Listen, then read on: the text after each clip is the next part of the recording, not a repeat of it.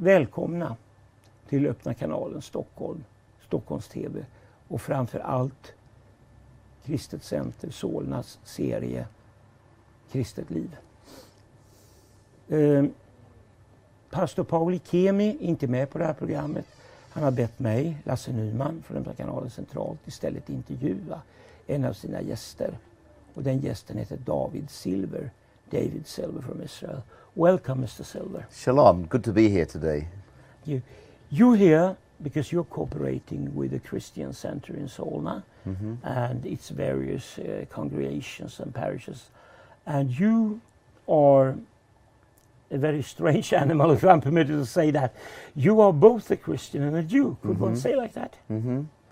Well, you could do, because I am Jewish, but I believe that Jesus, or Yeshua in Hebrew, is the Messiah. So you could say I'm a Christian Jew, or I prefer to be called a Messianic Jew, to kind of distance myself from the stigma of some of the things that the Christians actually have done to the Jews and other people down through the ages. True. Before this program, before I made preparations and made a little research on you, I was reading your books. I think this is the original one in the English language. Yep. Since you are a Kiwi, you're from New Zealand. Yep. This is written in which language? English, I suppose. In regular English. In regular English. Yeah. But we have a Swedish translation here, but with the same title. Yeah, now the interesting thing about the book, actually, the book was born in Sweden, and the title really came from a meeting I went to in Stockholm. So I believe that God used my time in Sweden to bring that book into being. But the title is inspired by? By a Bob Dylan song called A Slow Train Coming. And of course that was hard to translate the sense of that, and I didn't want to move away from the title, because I really felt the Spirit of God gave me that, so I kind of stick to it in most languages, and so I just maintained the title A Slow Train Coming in English for the Swedish copy. I see. And I've studied carefully. I've tried, at least. Maybe it's not so careful, and that will be shown during the program. But the English version of your book, and before I read it, I was under the impression that there were Messianic Christians and Messianic Jews, Hebrews, and they were Christians on one hand, with understanding for Judaism, for Jewry. And Yiddish on the other hand, but an understanding for Christianity. But now, after reading this book, maybe I'm wrong, but I came to the realization that it was partially false, because you and these Christians, you each other, you consider yourselves like you are one faith, similar. Is that correct, or am I wrong? No, you are correct, that it is one faith, and the problem is what we call Christianity today actually began in Jerusalem with a large number, only Jews, who lived through the life, the death, and the resurrection of this person called Jesus, or Yeshua, and came out of the other side of that, believing he was the Messiah. They were still Jewish, they were still Israelis, they lived by the Torah, the Sabbath, the festivals. The only difference was they knew who the Messiah was, and for the first 100 years, again, there was no church. They would go into the synagogue during the day, and they would have their new covenant or meetings in the evening. But they did what the last thing that Jesus told them to do. They went out into the world and began to make disciples or proselytize non-Jews. And because of the political situation at the end of the first century and going into the second century, it became very difficult for the Jewish people to remain with their people and also to accept that Yeshua was the Messiah. So what happened was the Jewish numbers declined, and the Greeks and the Romans and these non-Jewish people began to overtake what we call we call it the church, but really the Greek word is ecclesia, which is the called out ones. The word in Swedish, of course, would be the församlingen.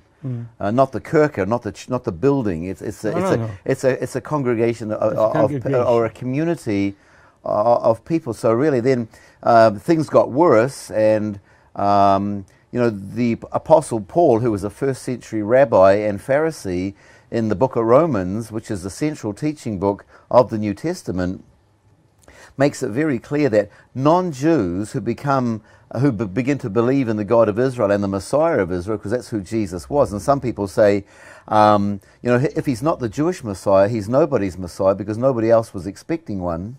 And so Paul's teaching very clearly to the Romans, or the non-Jewish people coming into the faith, that they are grafted into the olive tree. That's Romans 11 verse 17. And the olive tree in the Bible, the olive tree or the fig tree, always is referring to the physical nation of Israel. And so that's what Paul taught. But these Greeks and Romans, they changed the whole thing around. David, may I interrupt you? I want to return to this parallel of the olive tree, because you very often return to it in your book. Yeah. And you see the domesticated, the cultivated olive tree as a symbol for Israel and for Zion. That's not only the state and the piece of land, but it's for the religion itself. And and then you often refer to grafted in the cut of branches from a wild olive tree. That would be the so-called the non-Jews. Non-Jews, exactly. And the original branches, the Jews. And this is seems like a parallel that an anecdote, or not anecdote, but parallel more, that you like a lot. You return to it often. Yeah, it's actually because I believe that when I first became a believer, I went from being an atheist, actually, a super atheist. I didn't believe in anything, to become a believer in what I was reading in the New Testament. But the more I read, the more Jewish I felt. And I started going to church, but the more I read the Bible, the more Jewish I felt. And I can see everything in the Bible, both the New Testament and the Old Testament, is Jewish. But there was nothing in the church that I saw that related to that. So I believe that way back in those days, 31 years ago now, I really believe that God put it in my heart and prepared me for a time when I would become a teacher. To the primary thing I do, and I've been teaching it for 21 years, is to teach about this olive tree, because as I just said, the book of Romans is the central teaching book of the New Testament, and Paul, the Apostle Paul, made a very strong point, because it's very important that Christians understand it so that they don't persecute the Jews. They're with us, but of course the Greeks and the Romans, they turned it around. Please, Paul. David, I mean, please, David, Paul, I am influenced by you talking about Apostle. Please, David, let us have a little, not pause, but let us slow down a little bit, because both you and me, even more myself, were fast talkers. And we've got to give the viewers a chance to sort of grasp what we're talking about. Even if most Swedes have a rather good knowledge of English. And you speak English, but and most Swedes can realize that you come from Australia or New Zealand. New Zealand. You can tell that you're a Kiwi, not an Aussie. Yeah. But isn't it a rather similar dialect? It is. The only real difference is that we say the I weakly, and they have a strong accent. So we would say fish, and they would say fish. And of course, they laugh at us because we say fish. They think it's very weak, and they say dance, and we say dance. Yeah, but for a European, even an Englishman or a Scotsman, it's kind of similar. Yeah, isn't it? It's very similar, but there are differences. The I really is the major difference. But when I wanted to return to who you are, because you said, we know that you reside in Israel, you're an evangelist of Out of Zion Ministries, and you live at the Mount Carmel. But who are you originally? Because you haven't been Israeli all your life. You said it. I was a Kiwi atheist, involved in marketing auto parts. That was me. But I had a major, 31 years ago, I had a major disruption in my life where God came in and shocked me by showing me that he really did exist and the Bible is true, and my life has never been the same ever since.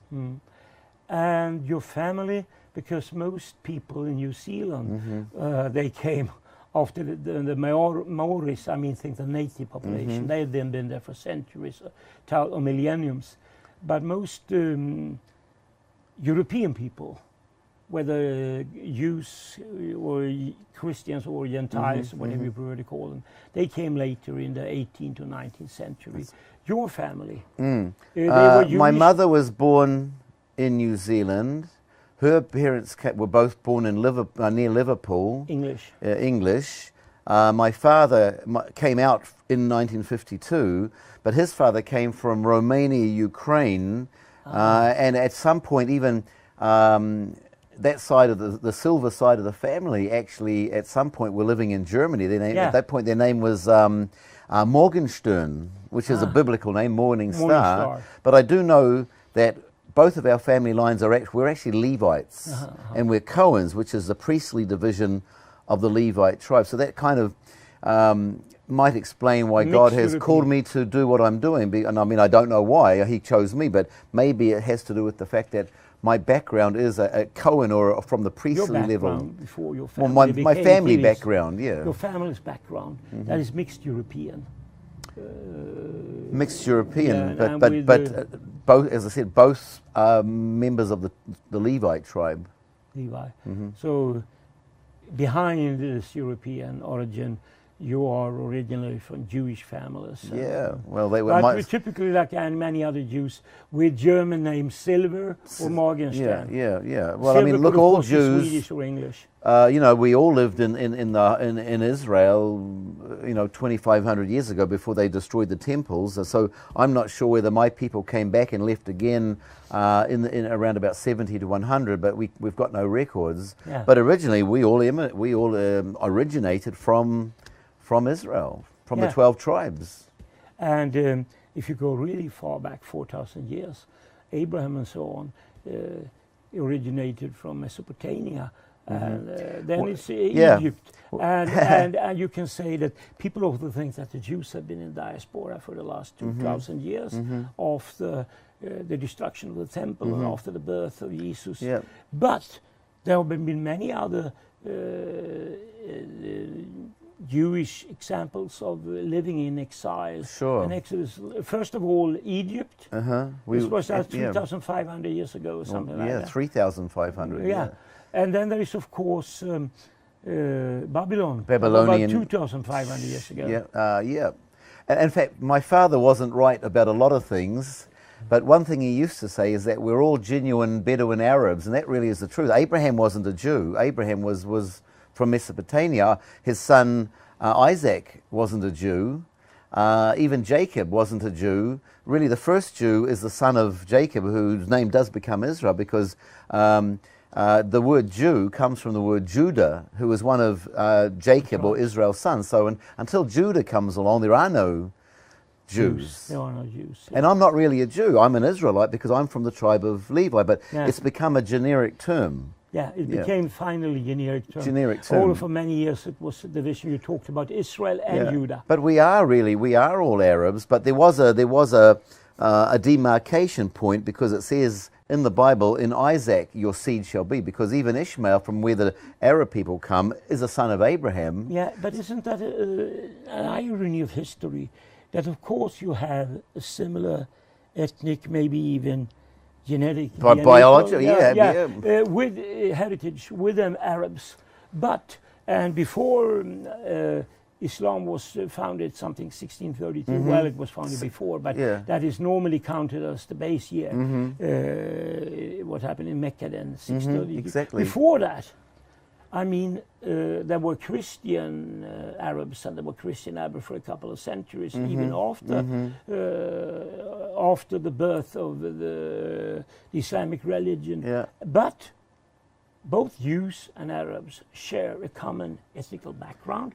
But isn't that a sort of kind of historical irony today, when there exists such hatred, and when both are linguistically so-called Semitic speaking We are people? Semitic, and even see the word we use for anti-Semitism is not the right word. Yeah. Because people love the Arabs and hate the Jews. I'm not saying it's bad to love the Arabs, but we're all Semites, so it's not anti-Semitism, it's something else, which we could talk about later. Both of you, both the Arabs and both the Jews, the Israelis, it's kind of strange that the Arabs are called anti-Semites, because they are they're Semites. anti-Jewish, they're anti-Jewish and anti-Israel. But you have shared this.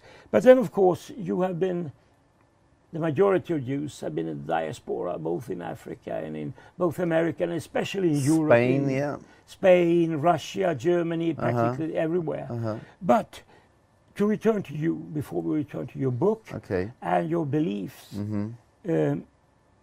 your family, with its various background, ended up in New Zealand as Kiwis, and you grew up, you said, as a non-religious, secular. Yeah, we did go to the synagogue on the high holy days, and maybe once or twice during the year. And I remember as a young boy I enjoyed it, but as I got older I didn't like it anymore. And then when I had my bar mitzvah at age 13, that was it. I totally just made a conscious choice to cut myself off from my parents and also from the religion. And I hated all religions because I saw that religion as the source of most conflicts in the world, and I didn't like it. So I wanted to escape the stigma of being Jewish. And I thought, why should I suffer any kind of stigma when it wasn't my choice to be a Jew? So I ran away from it.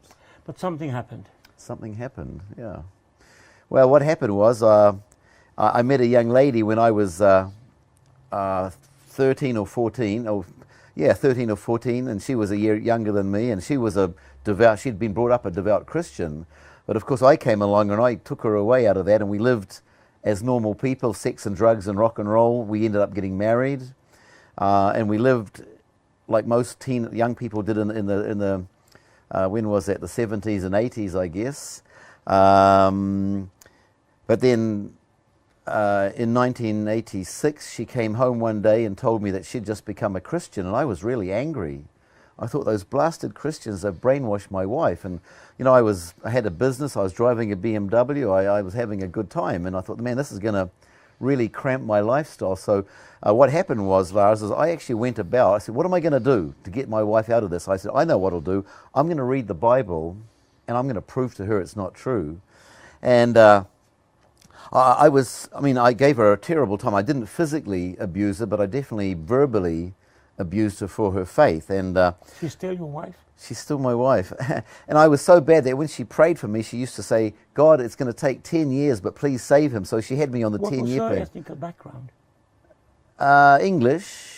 Scottish, I think. Her dad was Scottish and her mum was very English, Anglicans, but her dad was in a group called the Exclusive Brethren, which some people might know, but which was a little bit of a strange group. But we still have a copy of the Bible she had when she was 8 years old. And, you know, my wife is a real woman of God. She's very special. And when I read her Bible, she saw angels at age 8 in her room, and she made markings in her Bible. I knew that it wasn't religion, that she knew something about who God really was. But as I said, I came along and took her away from all that. But her mum prayed for her faithfully for 20 years. And so she became a Christian. I was doing everything I could to stop her. For the first 6 months, I really gave her a hard time. But then she was pregnant with our second son, and she came home and she hadn't eaten food. She had terrible morning sickness like many women have, and she hadn't eaten really anything. Even today she doesn't know how the baby survived, because she was getting no nourishment. She thought, how does the baby survive? But anyway, she came home from church on a Sunday morning with a big bag of fast food, takeaway meat pies, and I thought, well, at least she brought me my lunch. But she sat at the table, she ate the whole lot, and it stayed down there. I said to her, how did you do that? And she said, well, they prayed for me at church today and I'm healed. Well, I couldn't relate to that because I still didn't believe, but I saw something. So I decided from that point onwards, and she'd been telling me it wasn't religion that she had, it was a two-way relationship with the creator of the universe. And I thought, you know, if you can really have an intimate relationship with the creator of the universe, what else do you need?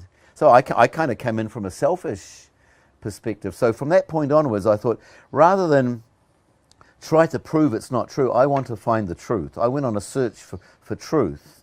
And another 6 months went by, and something happened again.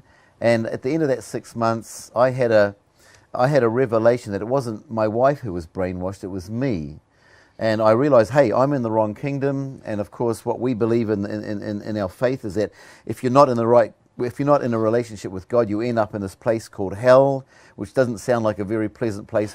So I thought, hey man, I'm in the wrong kingdom and I'm in trouble, and I want to get out of here as soon as possible. So I prayed the next day, and things happened again, and I became a believer. And as I said earlier, my life hasn't been the same ever since. I wouldn't want to go back. When was that? 1987, yeah, April Seven, I think, or 1987. seven, you've written somewhere here. Yeah, April 1987, 31 years ago. Yeah, I remember 87. You wrote 87. in the book. And a few years passed, or did you immediately decide to move to Israel? No, well, what happened was I thought, now I'm a Christian. Yeah. And if people say, are you a Jew? I said, no, I'm a Christian. I was very comfortable with that because I didn't know anything, you see. So I started studying. And then just about 6 months later, 3 or 4 Christian people came to me over the course of one weekend. And I don't know how they knew, but somehow they knew I was Jewish. Yeah. And they said, wow, what an amazing thing it is to be a Jew. Because as you said at the beginning, we're a little bit of an unusual animal. We started, I'm sorry to interrupt you, but I think this is very important. I think that for the viewers, we started out about what's the difference between a Christian Jew or a Jewish Christian. Yeah. Is there any difference? There's no difference. Yeah. There is no difference. It's semantics because semantics, the right. word Christian comes from the Jewish word Messiah. Yeah. So I can say, but I'm ethnically Jewish or ethnically a Levite, but so I am a Messianic or a Christian Jew. But as most Jews prefer not to use the word Christian because we want to reach our people, and the word Christian represents death and persecution. So you're a Messianic... A Messianic. Messianic. Some people could sorry, say a Messianic. Messianic. That's a fun misinterpretation. Some people would say Forgive that. us, Swede. A Messianic Jew. And it can get a bit messy at times as well. Messy. Yeah, it was funny. Excuse me. Not having English as my mother tongue, it's well, no, you do well. Yeah, so you can have a slip of the tongue. Yeah. But being a Messianic Jew is not so different from being a Messianic Christian. Well, it shouldn't be different because there's only one faith, there's only one God, there's only one Messiah. We believe the same Bible. The only difference there should be between a Christian and a Jewish person is or a regular Jewish person is the Jewish people believe they know who the Messiah is, and the Jews would disagree. But the Messianic Jew is the bridge, because we believe everything. We keep the Sabbath. Well, most of us keep the Sabbath. We keep the festivals. Many of us still try our best to obey the Torah. But we believe we know who the Messiah is. Anyhow, let me just finish what I was saying. I'm sorry. Yeah, so these 3 people came to me over one week and said, what an amazing thing it is to be a Jew who knows who the Messiah is. That really touched something inside of me. And so I thought, well, I am still a Jew. And the more I'm reading in the Bible, I was feeling more Jewish. So I started going I thought I'd better find out how am I supposed to live my life being a Jew and being a Christian at the same time. So I started getting books, and I started going to a little group of other Jewish people who believe the same thing, and I started to learn. I'm still learning today, but so that's my journey, and it's interesting, even the God gave me the title from the book about a slow train coming, and it's a 6,000-year journey in my book, starting off really in the Garden of Eden, but I've been on a journey for 31 years, and as I said, my journey has taken me from Auckland, New Zealand, to the top of Mount Carmel, and it's taken me. I've spoken in more than 40 countries in the world. I've been to some fairly bizarre places. It's an amazing journey. This is funny what you're talking about. The 2 verses, like I taught before this interview, I thought that a Jewish, a Messianic Jew, and a Christian, and a Messianic Christian had similar views, but they were still basically Christian and still basically Jewish. But that's not true. No. It's really a merger, a fusion of the 2 religions in one way. Actually, it is kind of true because many church Christians, I would say, are on the wrong track. Because we need to go back to the olive tree. Yeah. So the Apostle Paul is teaching in the book of Romans that a true Christian is a non-Jewish person who decides, okay, I believe that Jesus... With another English word, or your words, a Gentile. A Gentile, which simply means nation. It comes from the Hebrew word goy. The Greek word is Gentile. Yeah, it's not an insult. It's not an insult. It's not an insult. It's just like... It's the word nation. There's a similar thing with Greek. Yeah. They call barbarians. That sounds very ugly nowadays. Well, pagans and heathen... Basically, it meant a non-Greek. Yeah. So that's not, I did not an insult. Well, let me But say, So I believe that when God is up in heaven, he looks down on the earth and he divides the whole world into two groups of people: Israel and the Goyim. Israel, the nation of Israel, and everybody else. The other nations. Okay.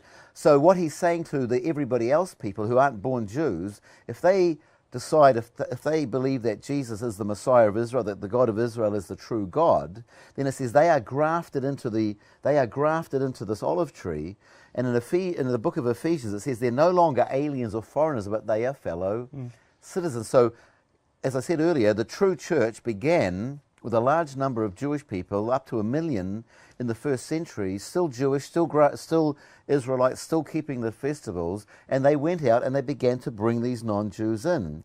But the Greeks and the Romans took over, and most of the leaders who took over had previously been disciples of the Greek philosophers, Aristotle, Socrates, Plato, and they were reading a very, very Jewish book, the Bible. In those days, they didn't even have the New Testament, so they were reading the Hebrew Bible, but they had Greek glasses, and they hated the Jews. They were rabid. Greek ancestry. They were rabid anti-Semites, so they were reading a Hebrew book with Jewish glasses, and because of their hatred for the Jews, what they really did was they said, if the Jews do this, we'll do that. And what they did was they actually ungrafted.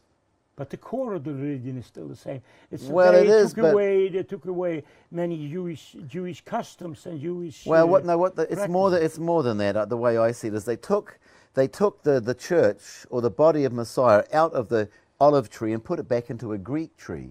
Mm-hmm. And much of what the church does today is more Greek than Hebraic.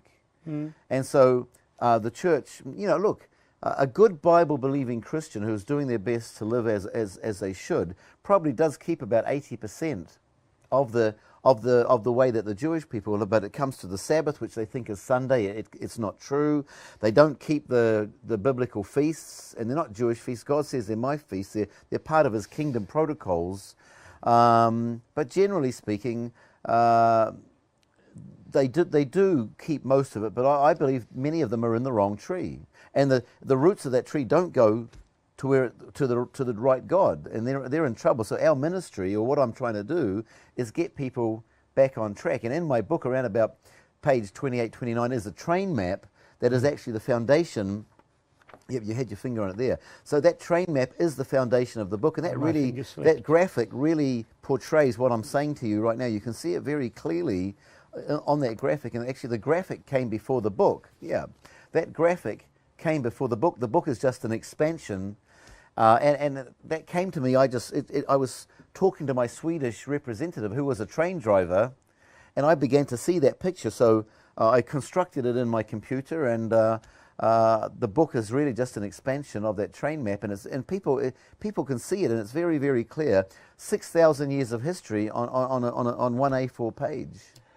It's fun the way well, it's not funny, but it's, I wouldn't say amusing, but it's a bit, you can always call it ironical. As I see it, these chaps, Greeks, or rather the Hellenistic people, the successors of the Greek, because that's not the classic time. The Hellenists. The Hellenist, yeah. The Hellenist epoch, the first centuries after Christ, the birth of Christ.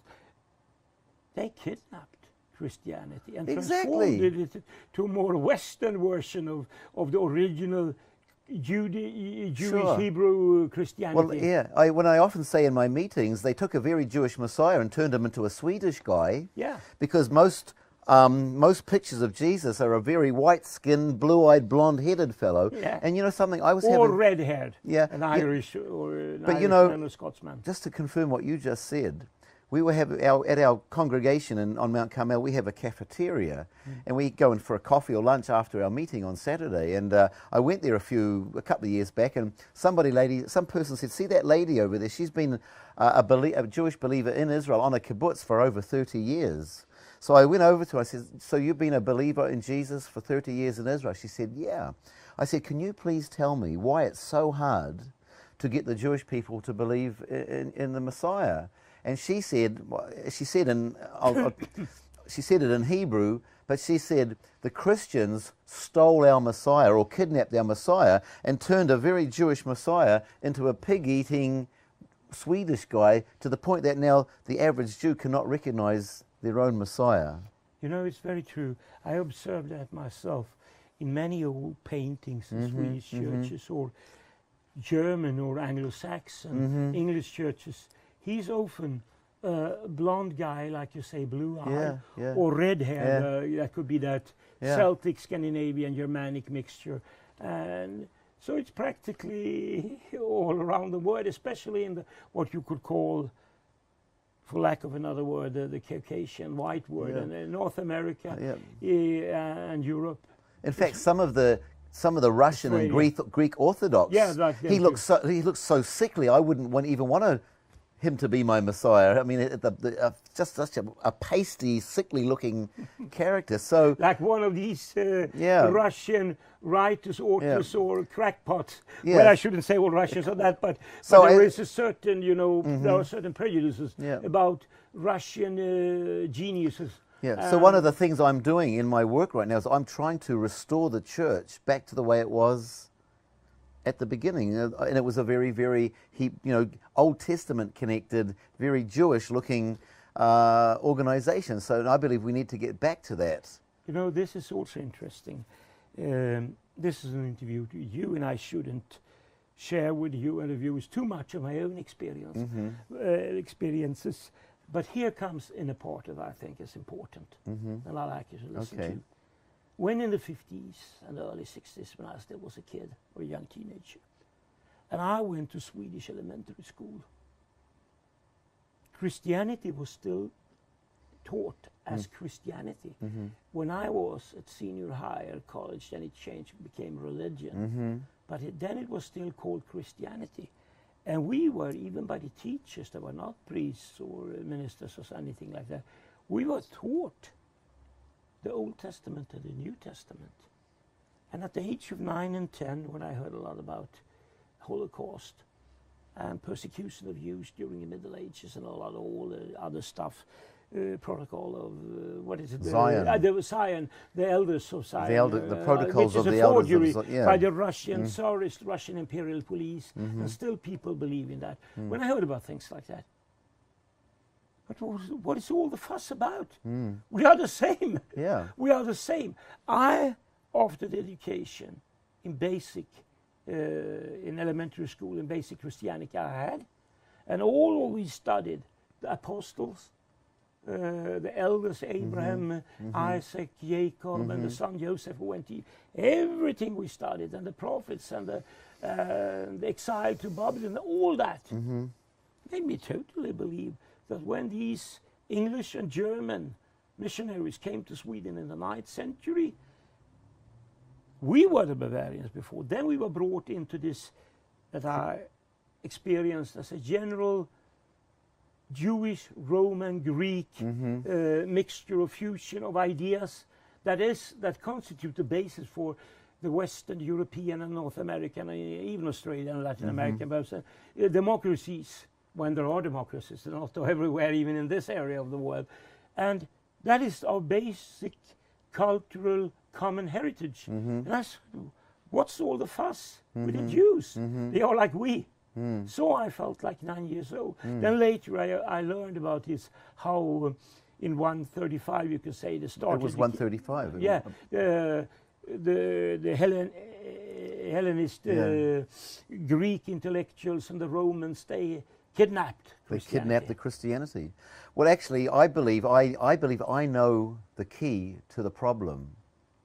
In that, sadly, what we call anti-Semitism today, it's actually a church phenomenon. In fact, it's a sad indictment, but Jews were safer in Muslim countries than in Christian countries. Yeah. And I believe the root cause of it, Lars, is this: is that when these Greeks and Romans began to take over and kidnap the faith, their accusation was the Jews killed Jesus. Yeah. Most Jewish people, including myself, when we're children, at least once in our lives, we hear some other Christian kid say, "You dirty Jew, you killed our Jesus." But you see, the thing is, we didn't kill him, but we sacrificed him. He was a Levitical sacrifice because God required pure blood to seal the new covenant. And when I hear a non-Jew, particularly somebody who says they're a Christian, say, "You Jews, you killed the Messiah," that tells me they don't understand anything about the Bible, because, see, if the Jews hadn't done it, there would be no blood, there would be no sacrifice, there would be no new covenant, there would be no church. Well, even without this symbolism that this idea, you know, the new covenant and everything is represent.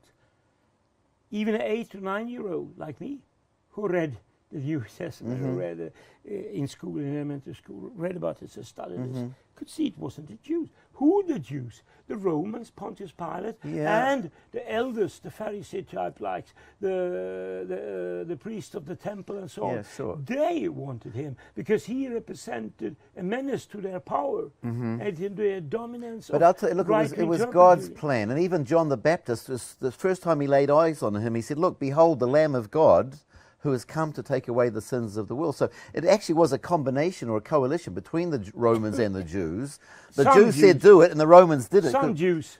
But God was using the leaders. Yeah. And I mean, look, at the time, wherever Yeshua went, the crowds loved him. Yeah. And they weren't Christians, they were Jews. They loved him. Yeah. But it was the leaders because their political power. Yeah. But again, God never loses control. There was a reason, because God needed his son, Jesus or Yeshua, to die, to be sacrificed, to provide that very special blood, to open up the new covenant to anybody from any tribe and any tongue. And like it says in the book of John chapter 3, for God so loves everybody in this world that he sent his son, who was a manifestation of himself, so that nobody has to perish and go to this place called hell. They just have to accept this very, very Jewish sacrifice. But again, there is, the thing is, if there is a God, there's a devil as well, and he has thrown a spanner in the works, to use an English expression, and there's a lot of confusion and wrong teaching. And one of the things I believe, without drawing attention to myself, is that God is now raising up the Messianic Jews, people like myself, to come back out to the nations and try to re-establish the truth. The future. You Messianic Jews, you believe that this is a kind of preparation for the end of this age. Sounds a bit like, I think, but Tolkien, the ends of various ages. I get a parallel there, you being a Kiwi born there. Because Tolkien was shot in New Zealand, wasn't it? Who was? Tolkien. The Lord of the Rings. The Lord of the Rings. Yeah, sure, it I was. say Tolkien, there was the Lord of the Rings.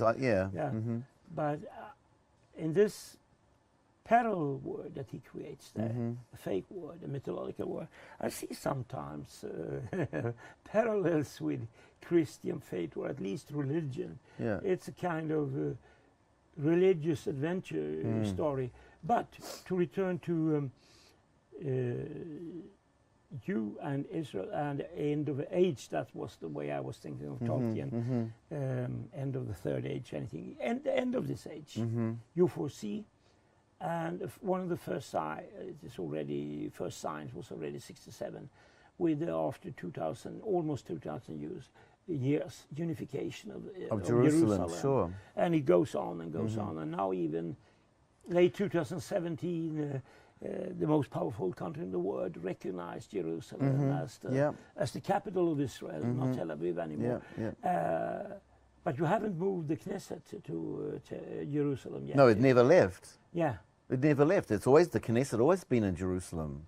So it never left. I'm sorry. It's a government building. No. The Knesset was always every government department, it's never left Jerusalem. Yeah. The ignorance the nations try to say that Jerusalem's not the capital, but every ambassador comes to meet the prime minister because his resident. I mean, it's the whole thing is a myth. But most embassies are still, except American. Yeah, but all of the embassies are still in Tel Aviv. But every international leader comes to Jerusalem to meet our prime minister, because that's where the prime minister. It's a bluff. It's fake news, like Donald Trump says. Exactly. So one of my messages today is called "The Times of the Signs," because I believe the time we're living in, the restoration of Israel in 48, the reunification of Jerusalem in 67, the number of Jews coming home, the Jewish people coming to faith in the Messiah, and even the number of us who are doing what I do, coming back out to the nations, I believe it's a clear, unmistakable sign that we are living at the end of this age, because the prophet said that would happen in the last days. So I believe that what is going on with Israel and the Jewish people is the strongest, unmistakable sign that I believe within the next 10 years, maybe plus or minus 2 or 3, Be careful now. No, Many I congregations yeah, I know. have predicted But you this see, will be doomsday or end of the world. but they or don't this will be use. paradise, But the others have and never. it won't happen. But the others have never used Israel as the tumbler in their lock. Israel is the key. Israel is the key to unlocking God's plan for time. And even Jesus said, when you see the fig tree blossom, it's the last generation. Well, a generation is probably 70 or so years, and we're in that time zone. So what we're looking for, according to the book of Daniel in the Old Testament, is we're looking for a major war to break out in the Middle East, and that could happen at any time. And out of that major war rises up this person called the Antichrist, who makes a 7-year peace treaty with many nations. And once that happens, the clock is ticking, and then it's 7 years to the return of the Messiah. So that's why I say 10 years plus or minus. That war could be breaking out as we're speaking. Yeah, but be careful. Well, Even if the sympathy of the Western world, the Christian world, is still, after the last 2 decades of anti-Israel propaganda, still the sympathy with most people, Christian or not Christian, it's basically with Israel. But the Arab countries and other non-Arab but Muslim countries around are sort of overwhelming you with enormous proportions in numbers of people and numbers of potential soldiers. And it doesn't matter how skillful your soldiers are in soldering and over good technology you got. These powers can acquire Chinese and Russian technology, and they are already. Yep. And that could be almost up to the American or German standard. At least the Germans haven't they kind of paid back in a way their debt. Yep. I mean, because isn't Germany, especially the new modern unified Germany, a country that is at least trying to show respect, or how should I? Well, they do, but at the same time, because it's not politically correct to be anti-Semitic, but at the same time, most of the nations, including Sweden and Germany, almost all of the nations, are refusing to acknowledge Jerusalem as our capital, and they are still trying to force a peace treaty by pushing Israel to give away the land. True. And I mean, they think it makes peace, but it won't make peace. What it will do, it will weaken us to the point that we could be destroyed. The space and time in this program doesn't survive. It's not sufficient to cover this in detail. But let me put it this way then. Aren't the Germans at least somewhat better than we Swedes when it comes to the Middle East policy? Yes, I would say that's true, because Sweden sadly has slipped dramatically over the last 20 years. Yeah. Terribly so. 40, 50 years back. Well, 1967 is the demarcation point. Yeah. When that war, that amazing war, was completed in 6 days. Yeah. Everything changed. In fact, another message I preach is called "The Day the World Changed." And I believe at the end of that 6-day war, everything changed for Israel, everything changed for the church, and everything changed for the world. And most, not everything, but most strategic things, good and bad, in the Israel and the church and in the world today have their roots in the year 1967.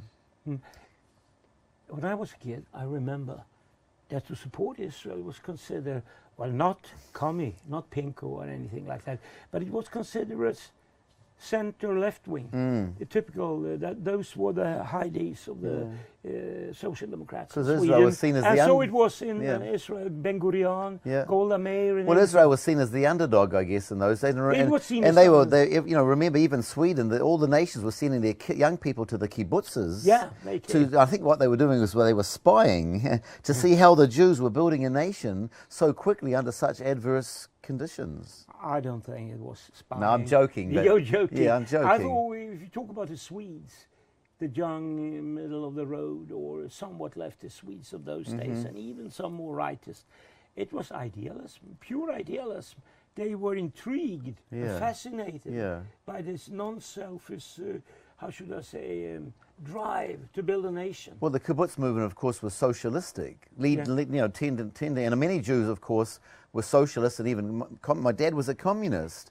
But actually, communism, true communism, is actually a good thing because it comes from the word community, or And but the trouble is when man gets involved. Like they used to say, in Russia, all men are created equal, but some are more equal than others. Well, that's not the Russian. I think that's George Orwell. Was it him that said that? Yeah, not 1994. The Animal Farm. Because whenever man steps in, some people are going to mess it up. But I personally believe that the perfect recipe for life on planet Earth is communism under God's Torah instructions, because King David said the Torah of the Lord is perfect.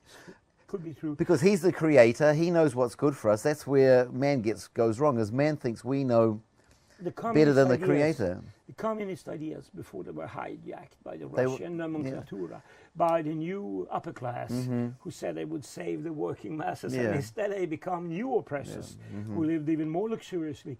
Before communism was kidnapped, it had similarity with ancient and original Christianity, kind of attitude or ideas where you shared with the most needy and everything like that. But it was long ago. Well, going back to the olive tree, that true olive tree, or the true faith between the Jewish people and the Christian people, is we are one nation, we're one people, we're one family. But you can, the ultimate is for everybody in the whole world to believe in what we're believing. Then the whole world will be one nation, one people, one family. No wars.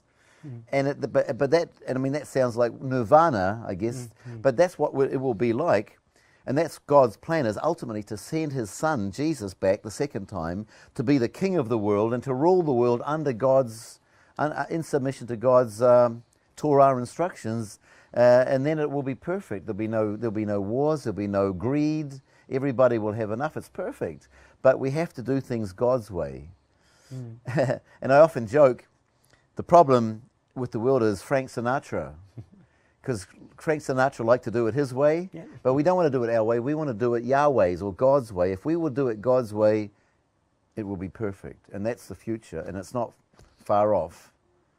That could be a good closing remark of the program, but we have a few more minutes left, and we'll look more into the future and what will happen, not only for your movement, the Messianic Jews, Messianic Christians, but also for you personally, for Israel and your predictions.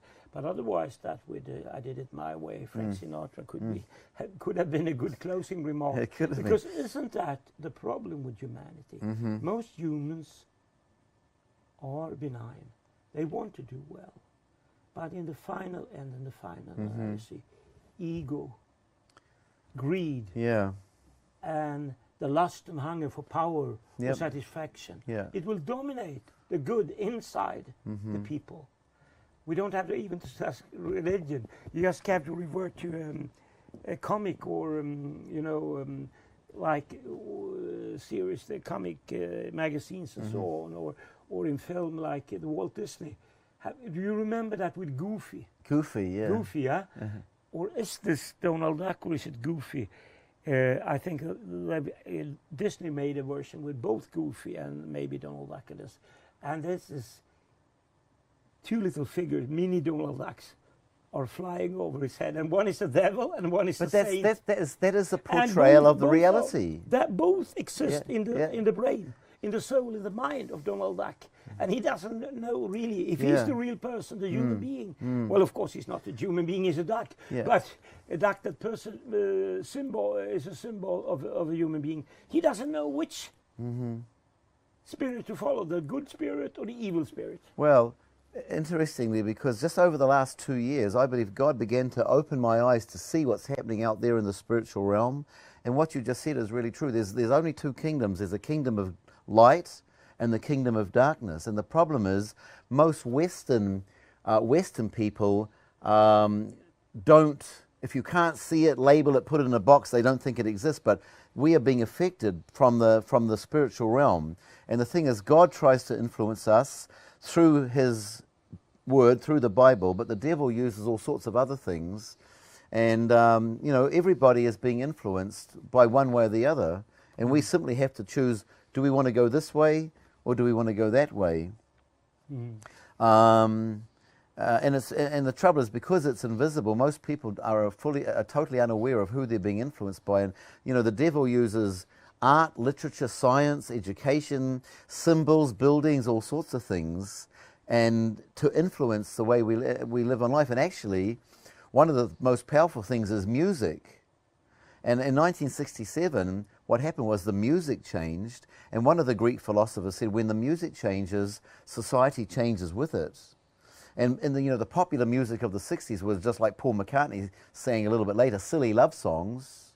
But in 67, the Beatles got into yoga and drugs big time, and began to lead a whole generation astray, to the point now where the music's crazy, the people are crazy, the kids are crazy, the world is getting crazier by the day. But Satan used the music to do it. Well, it wasn't only the Beatles, it was No. more the Rolling Stones, and partially before his change of mind, Bob Dylan, and Bob Dylan, a Jew. Yeah. God used, and I really believe Bob Dylan was he was a prophet. Something like some of his pre-67 music, the times are changing, the answer's blowing in the wind. You got to serve somebody. That was a little bit later, but man, that guy is really an amazing guy, and God used him to really speak. But as I remember from those days, I consider him as being an American of German descent. He said his name was Robert Zimmerman. He's Jewish. Zimmerman, of course. He's Jewish with a German ancestry. Yeah. But he was not an active Jew, or was I don't know if he was active, but in 75 he became a Messianic Jew. He became that. That's when he wrote this album, Slow Train Coming, which God used for my book title here. It's a title here. But I mean, wasn't it background typical American? Yeah, but no, he was a very special. I didn't know very much about him at all, but when I became a believer, especially after the Slow Train came about, I watched videos and I learned about Bob Dylan. He really is, he was a very cheeky young Jewish guy, but he was right, and he saw problems in the world, and he used the musical gift to communicate what he was feeling inside. Very, very prophetic. Yeah. Very prophetic. And even Simon and Garfunkel, the words of the prophets are written on the subway walls. And talking about Dylan, or Robert Zimmerman, I think was his correct name. Yeah. And finally, he got an award here in Sweden. For what? Oh, he got the Nobel Prize. He got the Nobel Prize in literature. Yeah, and he didn't want to come, right? He didn't come. He didn't come to pick it up. He showed maybe his disdain for these. Well, he came to Israel. Rewards of the world. He did a concert in Israel a few months ago, maybe a year ago, and people paid a lot of money. He walked onto the stage. He didn't say shalom or anything. He sat with his back to the audience, played a few songs, got up and walked off. But that's Bob Dylan.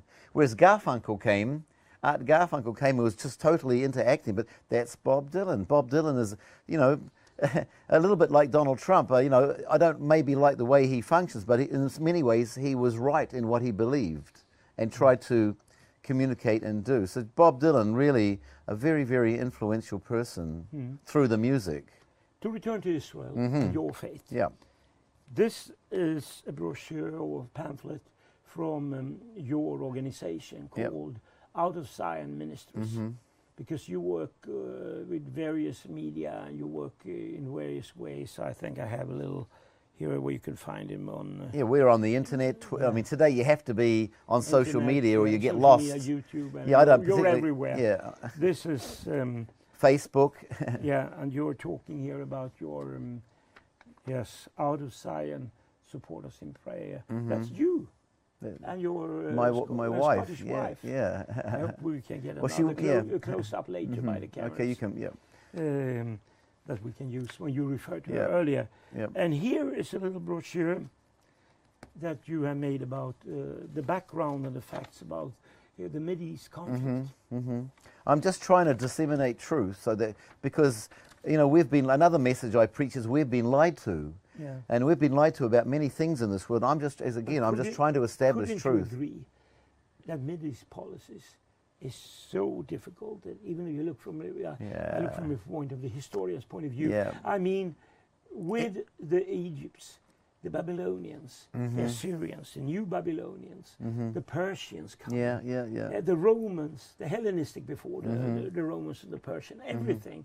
It's a mix-up, and maybe I mentioned that now in the wrong chronology.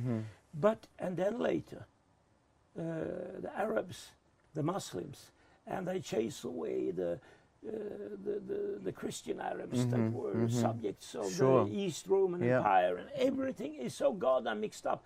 Turks, that's everybody today believe as typical Muslims, non-Arabic Muslim, they didn't arrive on the scene close to Mideast before, I think, 13th century or something.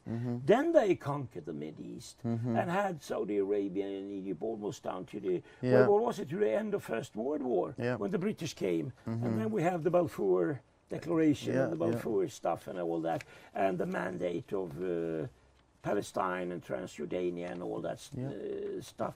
And it's complicated. It's even legally and morally and ethically complicated sometimes. It is, but actually, but really, look, in the natural, particularly with the Arab side of it, in the natural, it's a family feud between the Arabs and the Jews. But ultimately, what's really behind it, it's an age-old war between God and the devil over whose kingdom will ultimately rule the world, and over who will have most of the human souls with them in their kingdom. And the whole human race is caught up in this thing. And you know, let me just share this. In the period of time when I was trying to prove to my wife that the Bible wasn't true, I started reading the Old Testament, and you know, it was difficult, but I began to see a picture in there, and I thought to myself, wow, this doesn't look fair. This looks like there's a war going on up in space between these two super beings, God and the devil, and it's like we human beings are the meat in the sandwich. And you know, the more I've learnt, the more I realize that's the simple truth. And I believe that that's what's happening. There's a war going on between God and Satan over who will eventually control the earth forever. And every single human being who's alive now, who has lived, who's alive and who's yet to be born, whether we know about it or not, whether we understand it or not, whether we believe it or not, it's irrelevant. Every single human being is caught up in the midst of this war that's raging between the two kingdoms, between God and the devil. David, please now answer these questions. I'll try to make them short. Okay. In a very brief manner, Sure. because we're running out of time. Okay. This final age is now maybe not too far away, coming to an end. What does this end mean? Is that the return of Jesus? The end means that the return of Messiah. Jesus will come back and rule the whole world for 1,000 years from a rebuilt temple in Jerusalem, where that mosque sits right now. There'll be peace on earth for that time, but then there's another breakout, and then there's a final war before everything comes to its conclusion. What about doomsday? Well, there is no doomsday. Well, it's a doomsday for people who are on the wrong side of God. So, according to your belief, Jesus will return. Yep, for 1,000 years. For 1,000 years. And this is the belief of some Christians and some Jews. You are a movement.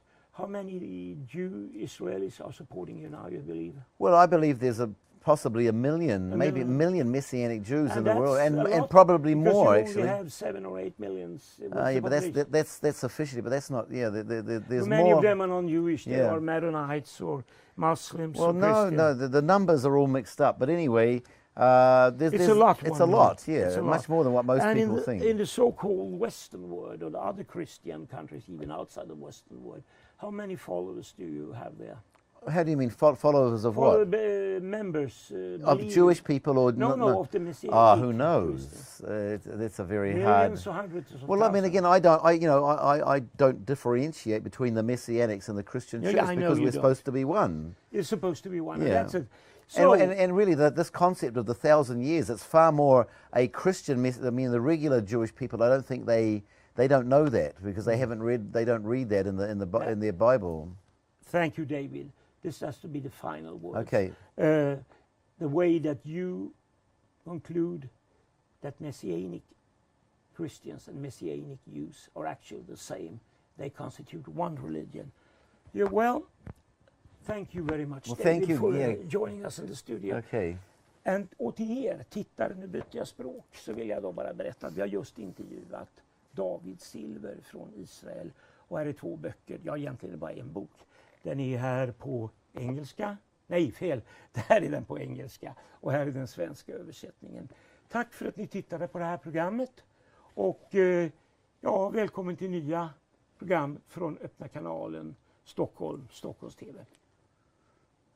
Tack så mycket. Thank you once again, David. That was 59 minutes exactly. It was less. It was 59:30. We have 58 as the goal, but you can go up to 60 minutes without